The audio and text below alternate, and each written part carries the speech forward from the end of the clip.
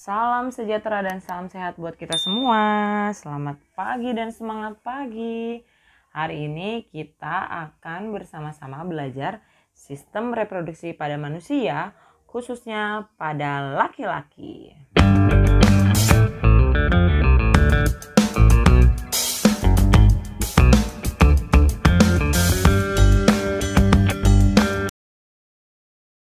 Berikut ini adalah peta konsep dari sistem reproduksi. Nah, seperti kita ketahui bahwa untuk sistem reproduksi manusia, kita perlu tahu alat-alat reproduksi dan juga kita akan mengetahui kelainan atau penyakit yang bisa terjangkit berkaitan dengan sistem reproduksi. Simpelnya adalah untuk sistem reproduksi kita perlu mengetahui untuk organ reproduksi baik laki-laki dan perempuan, saluran reproduksi pada laki-laki dan perempuan, serta hormon-hormonnya. Nah, untuk reproduksi laki-laki, kita akan mengetahui organ dalam dan juga proses pembentukan sperma atau dikenal dengan spermatogenesis, lalu kelenjar aksesoris, serta organ-organ luarnya. Begitu juga untuk organ reproduksi pada wanita atau perempuan, kita perlu tahu organ dalam, lalu bagaimana proses pembentukan sel telur disebut dengan oogenesis, lalu kita akan mengetahui juga bagaimana menstruasi, dan juga bila mana sel telur dan juga sperma bertemu akan mengalami disebut dengan fertilisasi, kehamilan, dan akhirnya terjadi kelahiran. Nah, inilah secara garis besar peta konsep untuk sistem reproduksi pada manusia.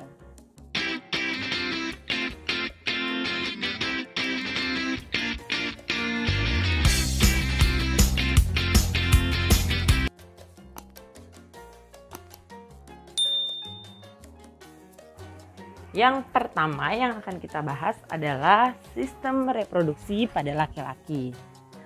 Nah, pada laki-laki diawali dengan terbentuknya hormon testosteron yang biasanya dibentuk pada usia 9-12 tahun. Pada usia ini, testis mulai memproduksi hormon testosteron yang bisa mempengaruhi pemasakan sel kelamin. Lalu akan menimbulkan sifat-sifat kelamin sekunder. Misalnya tumbuhnya rambut kelamin, lalu suara semakin membesar, dan juga terbentuknya jakun dan bahu yang melebar. Untuk alat-alat reproduksi pada laki-laki, bisa kita lihat ada organ yang terletak di luar tubuh, yaitu penis dan skrotum. Lalu ada juga organ yang terdapat di dalam tubuh saluran pengeluaran, dan juga kelenjar. Nah, ada juga kelenjar ini menghasilkan hormon-hormon kelamin.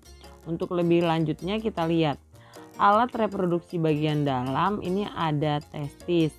Fungsinya untuk penghasil sperma dan juga hormon kelamin yang pembentukannya terjadi di dalam tubulus seminiferus.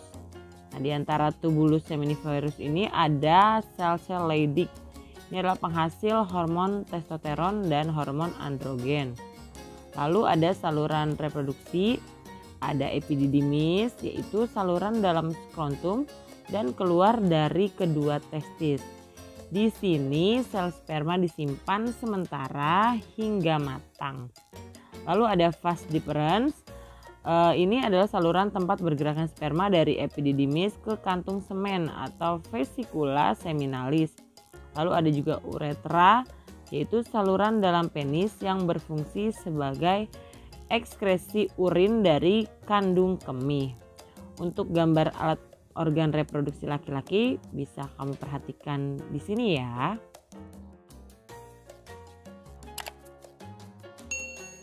Yang ketiga adalah hormon pada laki-laki. Di bawah kontrol hipotalamus, sebuah hormon dikeluarkan untuk merangsang hipofisis anterior, yaitu hormon gonadotropin. Nah, hormon ini merangsang hormon anterior untuk menghasilkan hormon LH dan hormon FSH. Nah, LH ini akan menstimulasi sel-sel Leydig untuk bisa menyekresikan hormon testosteron yang fungsinya saat spermatogenesis, pematangan sperma mencegah pengeroposan tulang dan juga pertumbuhan kelamin sekunder pada pria. Sementara itu, FSH berperan merangsang sel-sel Sertoli dalam tubulus seminiferus untuk mengubah sel-sel spermatid menjadi sperma saat terjadi spermatogenesis. Bagian keempat atau D yaitu kelenjar-kelenjar aksesoris. Ini ada vesicula seminalis atau kantong mani. Ini menghasilkan cairan kental yang kekuning-kuningan, sifatnya basah, mengandung mukus, enzim, lalu juga dan hal-hal lainnya, termasuk sumber energi sperma. Yang kedua adalah kelenjar prostat. Ini adalah penghasil getah kelamin bersifat encer, mengandung enzim antikoagulan dan berasa agak asam. Ini juga penyuplai nutrisi ya. Lalu yang ketiga adalah kelenjar bulbouretralis atau kelenjar Cooper. Ini kecil jumlahnya sepasang, hasil sekresinya cairan bening, bisa menetralkan urin asam pada uretra serta membawa sejumlah sperma bebas sebelum keluar dari dalam tubuh. Dan yang bagian E adalah alat reproduksi bagian luar. Nah, ini ada penis, itu alat senggama atau kopulasi. Ini sarana mengalihkan cairan sperma dari tubuh laki-laki ke tubuh perempuan. Secara struktural, penis tersusun atas 3 rongga berisi jaringan erektil berspons. 2 rongga terletak di tengah dinamakan corpus cavernosa. Corpus spongiosum berada di bawah corpus cavernosa dan terdapat saluran reproduksi yaitu uretra. Di bagian ujung penis terdapat kepala penis atau gland penis yang tertutup oleh lipatan kulit atau disebut dengan preputium. Di dalam rongga penis terdapat jaringan erektil berisi banyak pembuluh darah dan saraf. Dan saat terjadi rangsangan seksual, rongga akan penuh terisi darah. Akibatnya, penis mengembang dan merenggang atau disebut dan dikenal dengan ereksi. Apabila rangsangan ini terus-menerus terjadi, maka sperma akan keluar melalui uretra atau ejakulasi. Biasanya jumlah sperma yang dikeluarkan sekitar 2 hingga 5 mili semen atau 1 mililiternya sama dengan 50 sampai 130 juta sperma. Dan bagian kedua untuk alat reproduksi bagian luar adalah skrotum. Oleh karena temperatur tubuh yang terlalu tinggi tidak sesuai dengan perkembangan sperma, skrotum yang berisi testis berada di luar tubuh. Testis berjumlah 2 buah dan terletak di kanan dan kiri. Dipisahkan oleh otot polos penyusun sekat skrotum sehingga bisa mengendur dan mengkerut atau dikenal dengan otot dartos. Terdapat pula otot yang bertindak sebagai pengatur kondisi suhu testis agar stabil yaitu otot kremaster.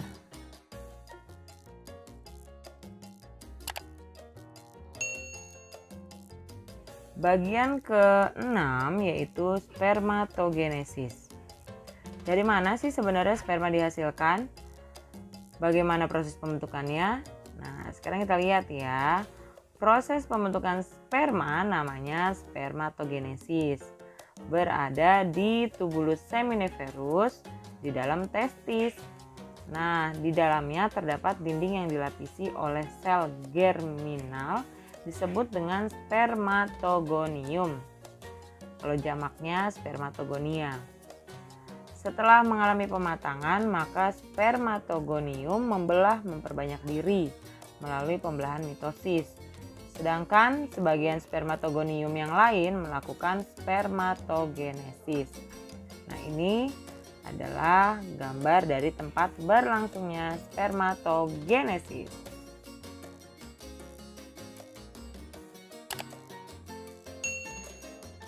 Berikut ini adalah proses spermatogenesis. Pada fase awal spermatogenesis bersifat diploid atau 2N dan mengandung 23 pasang kromosom.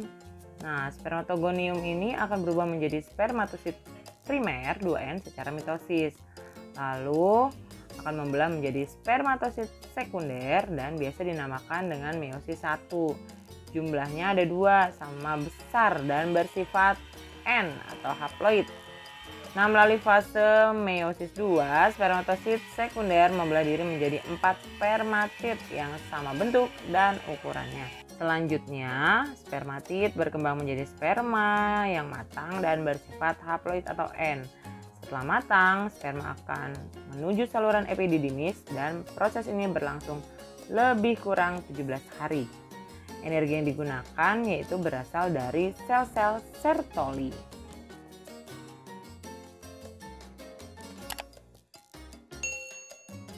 Nah, yang selanjutnya adalah spermatozoa. Seperti apa sih sebenarnya sperma itu? Nih, kita lihat struktur dari spermatozoa. Sperma itu terdiri dari kepala, leher, bagian tengah, dan ekor. Nah, kepalanya ini dilindungi oleh akrosom atau haploid yang mengandung enzim hyaluronidase dan proteinase yang berfungsi saat penembusan lapisan sel telur. Nah, pada bagian tengahnya terdapat mitokondria kecil yang fungsinya adalah menyediakan energi untuk bisa menggerakkan ekor sperma. Kita lihat gambarnya ya, strukturnya.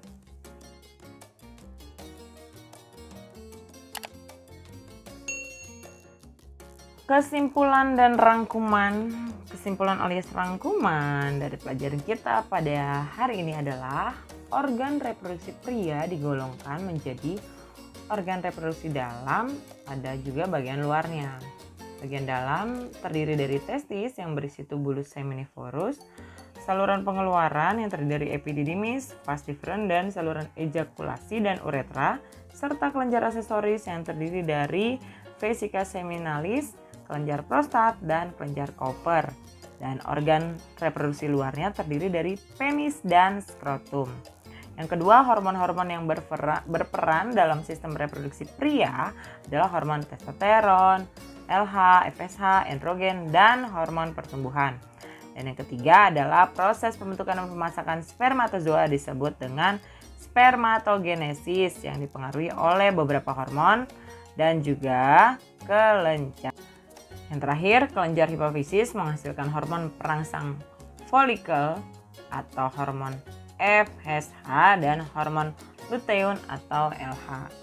Demikianlah pelajaran kita pada hari ini membahas tentang reproduksi pada laki-laki. Semoga bermanfaat ya. Jangan lupa jaga kesehatan dan jangan lupa di like, subscribe, dan komen. Dadah, salam sehat. Dadah.